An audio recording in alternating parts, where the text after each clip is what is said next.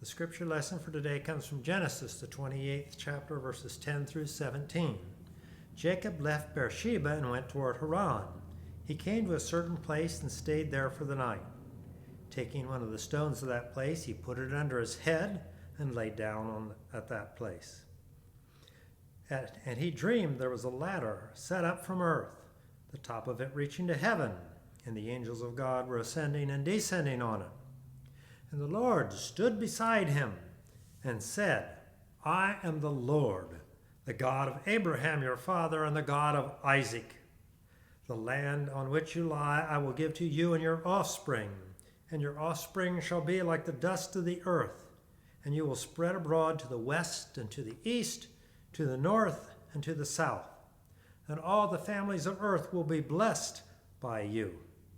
Know that I am with you and will keep you wherever you go, and will bring you back to this land. For I will not leave you until I have done what I have promised. Then Jacob awoke from his sleep and said, Surely the Lord is in this place, and I did not know it. And he was afraid and said, How awesome is this place! This is none other than the house of God, and this is the gate of heaven. Where is God in the world today? I think there are times when often people ask themselves that question. Where is God in this situation? Where is God when a parent discovers that a young child has cancer? Where is God when you discover your spouse has Alzheimer's? Where is God when a drunk driver drives the wrong way down a street and hits a car and kills an entire family without being injured? Where is God when we as a church have not been able to gather for worship over the last several months? Yes, I believe there are times in our lives when even we as Christians may dare to ask the question, where is God in all of this? Polls continue to show that the great majority of Americans say that they believe in God. But if that is true, why is it that so few Americans attend worship services? Why is it that even in normal times, so many churches are little more than half occupied on Sunday mornings?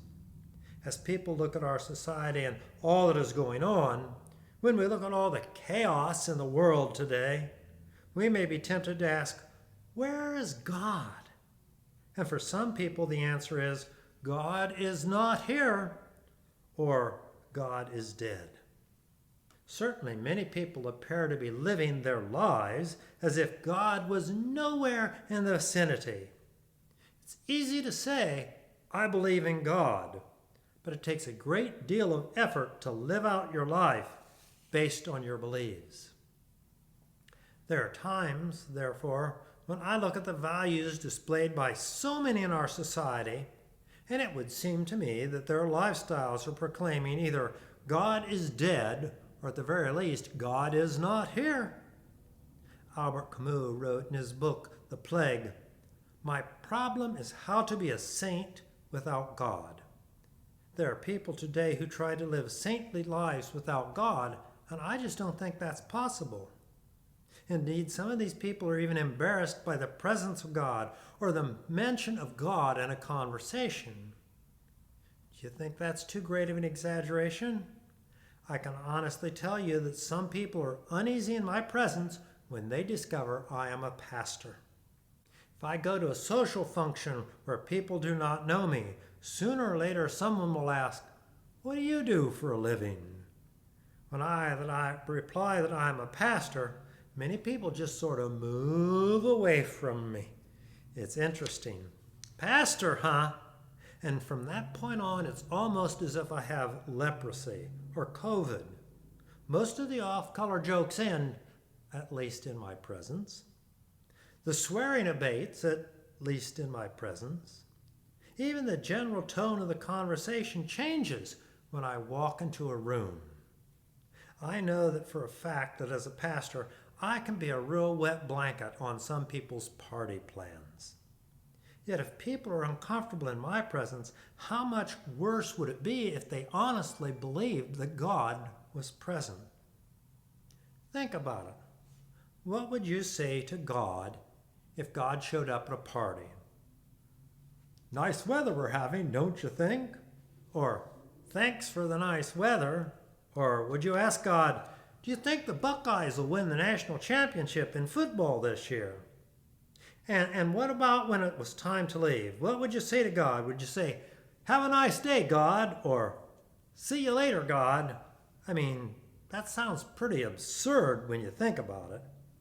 So if we truly believe we're in the presence of God, would it lead us to alter our patterns of speech, or the way we dress, or the way we live our lives? Would we watch the same television programs if we believed God was sitting on the couch beside us? Would we spend our money the same way?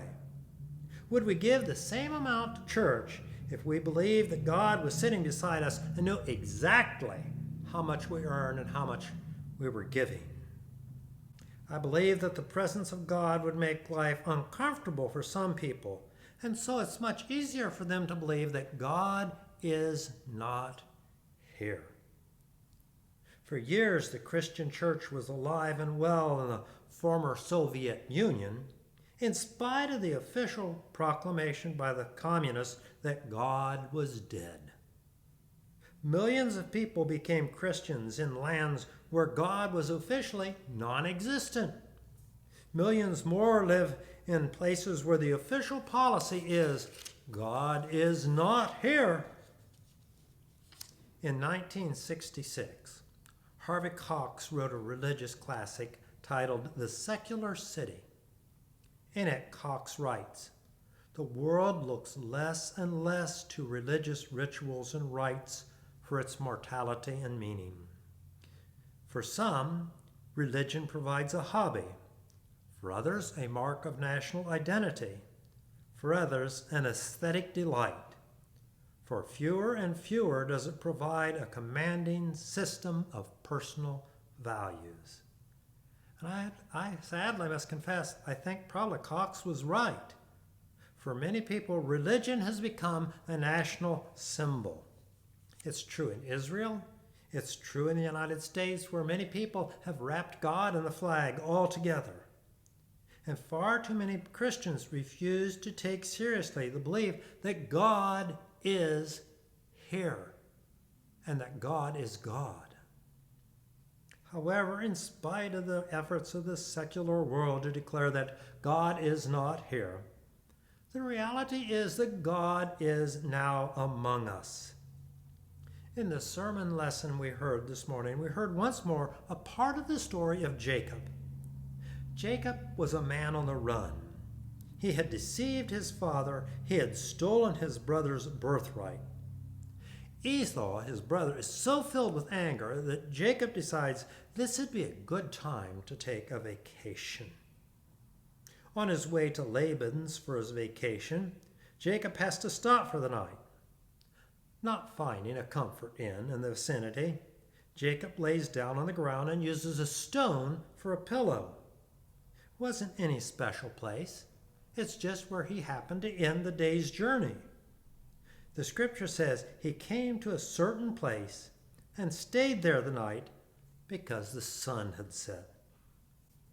Now, in some ways it's hard not to judge Jacob. Up until now, he's been living his life as if God was not there.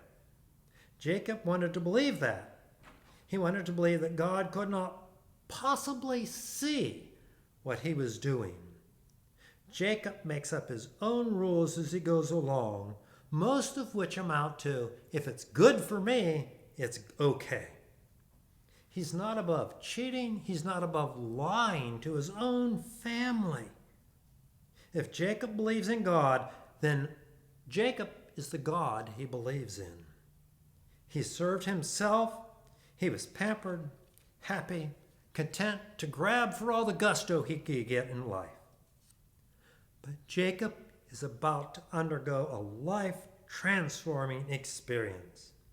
As he slept, God came to him and spoke to him through a dream.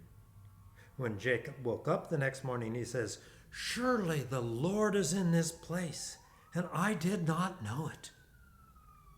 Now the scriptures tell us that far from being a certain place, This has become a special place.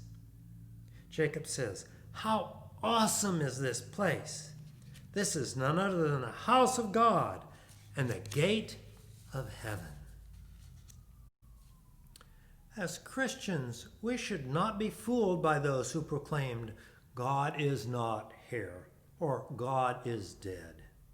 Instead, let us remember to live our lives as if God is now here, because God is with us. God is everywhere. We cannot go where God is not. The psalmist knew that. It is one of the building blocks of our faith. It is the building block that most often comes into conflict with the secular world in which we live. Today we have people, both in the secular world and people in the church, who believe the church ought to stick to religious business. They ask, why doesn't the church stick to sermons and Sunday school and keep its nose out of issues like racial injustice or police brutality or sexuality or politics or war? And the best answer I can possibly give is that the church is involved in the secular world because God is. God is. One of the strongest arguments I can give for inviting sinners into church is, where else are they going to receive God's grace and hopefully change their ways? Jesus sent his disciples out into the world to preach the good news, to change the world.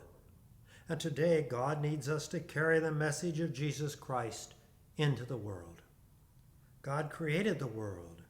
There is no place God is not. There is no place where we should fear going.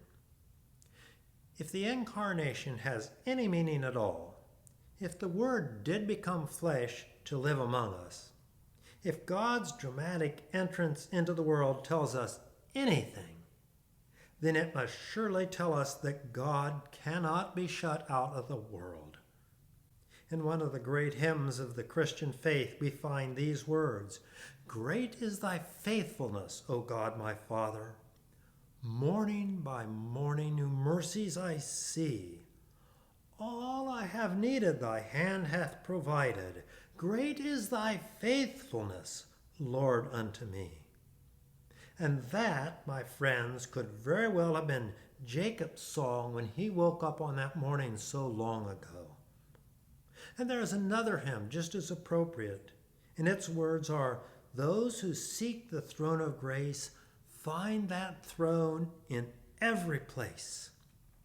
If we live a life of prayer, God is present everywhere. God is now here.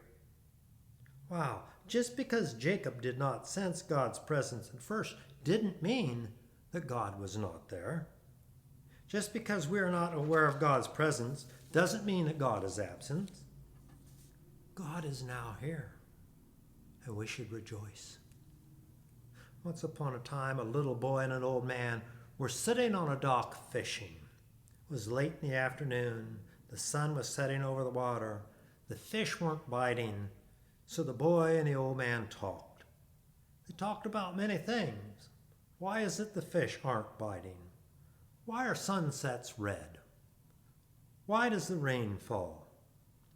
Finally, the boy looked at the old man and asked, "Tell me, does anyone ever really see God?"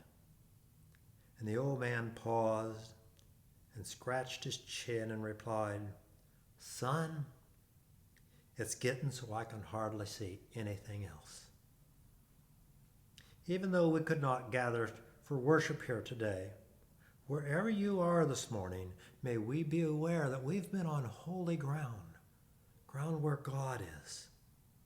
Let us vow that this is not enough, though, just to have been there, but let us open our lives so that we can more fully discover the presence of God, who is everywhere. So may it be. Amen.